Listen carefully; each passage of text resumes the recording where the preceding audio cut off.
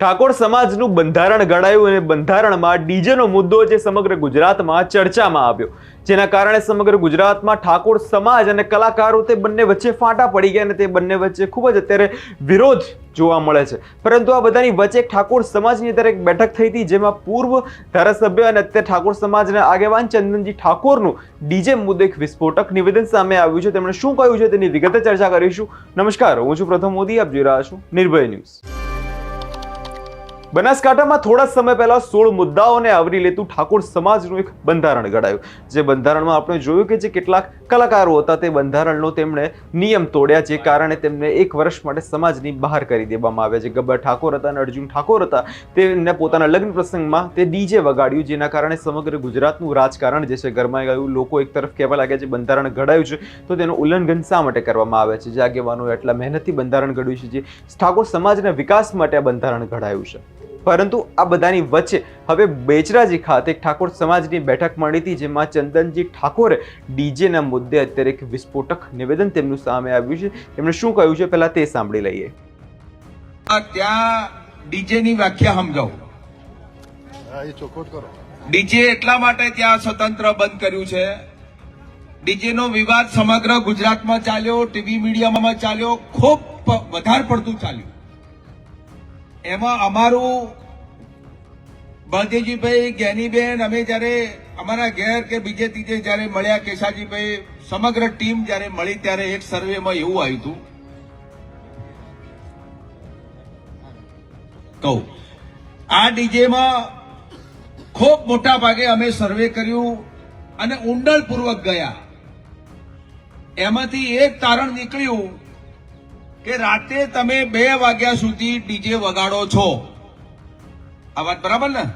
બરોબર। રાતે 2 વાગ્યા સુધી ડીજે પર આપણી દીકરી 2 વાગ્યા સુધી ડીજે ના તાલે નાચે છે, આપણો દીકરો ડીજે ના તાલે નાચે છે, આપણો જમૈયે ડીજે ના તાલે નાચે છે અને આપણાથી પડોશીનો દીકરો ડીજે ના તાલે 2 વાગ્યા સુધી નાચે છે।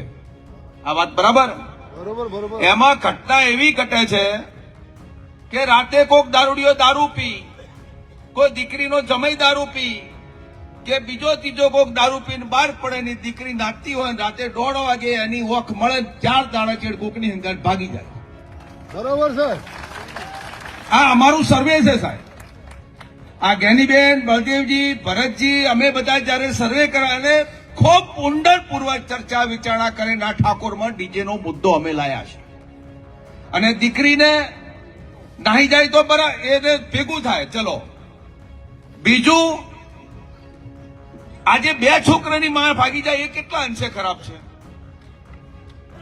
અને ક્યારે ભાગે છે કે આમાં મેં શરૂઆતમાં મારા ભાષણમાં કીધું કે તમે જે 35 નંબરનો જે મુદ્દો લાયા છો દારૂ બાબતનો, જો આટલું પડી જાય તો 18 પ્રકારનું બંધારણ પાકું, આમાં કાંઈ ઘટતું નહીં। બોલો